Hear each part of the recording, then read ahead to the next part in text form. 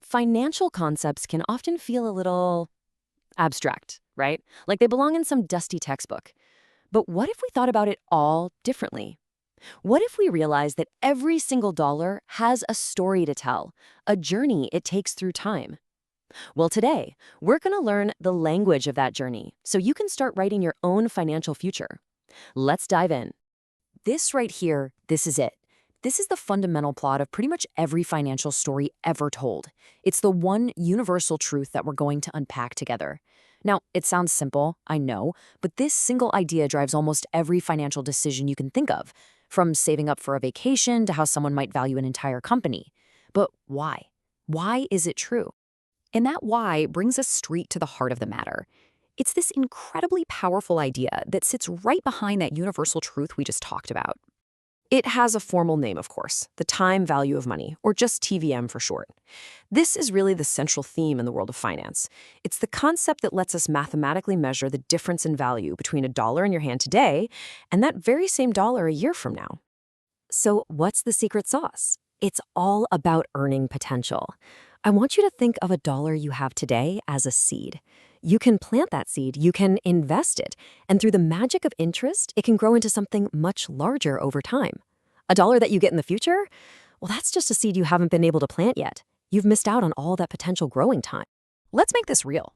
There was a student named Jack who was saving up for a big graduation trip. Over 4 years, he put in a total of $6,000.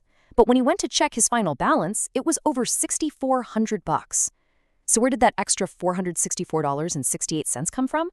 Well, that was the free money his savings earned all by themselves. That right there is earning potential in action. Okay, so to tell these financial stories and really understand them, we're going to need a toolkit. Let's think of it like we're packing for a financial road trip. There are 5 key items, 5 essential tools that we absolutely need to understand. Let's meet the cast. First up, we've got present value, or PV.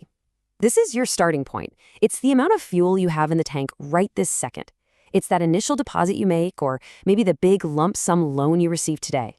This is where every single financial story begins. Next, every road trip needs a destination, right? That's your future value, or FV. This is the city you're driving towards. It's the total amount of money you want to have at the end of your journey, like Jack's trip fund, or maybe it's the final balance you'll owe on a loan. It's the end of the story. Now, along the way, you'll probably make what we call periodic payments, or PMT. Think of these as your regular refueling stops, like buying a tank of gas every couple hundred miles. It's that consistent, fixed amount you either contribute to your savings or pay on a loan throughout the entire journey. Of course, a big question is, how fast are you getting to your destination? That's your interest rate, or just rate. This is your speed. A higher rate means you're flying down the highway towards your investment goal. On the flip side, for a loan, it's the speed at which your costs are piling up. And finally, we have the number of periods, or NPER. This is simply the length of your journey. How long is this road trip going to take? Is it measured in months, years? Whatever the period is, this tells us how long the story will unfold. All right, so we've met the characters of our story, but before we hit the road, we have to learn the 2 non-negotiable rules of the road. I'm telling you, getting these right is absolutely critical if you want your calculations to tell an accurate story. The first rule is called the sign convention. The easiest way to think about this is from your wallet's perspective. Is money flowing into your wallet, or is it flowing out of it? So if you receive money, like taking out a loan, that's a cash inflow. We make that a positive number. If you pay money out, like making an investment or a loan payment, that's a cash outflow, and we use a negative number. It's simple, but it is so, so important. The second golden rule is time consistency. Think of it like you're following a recipe.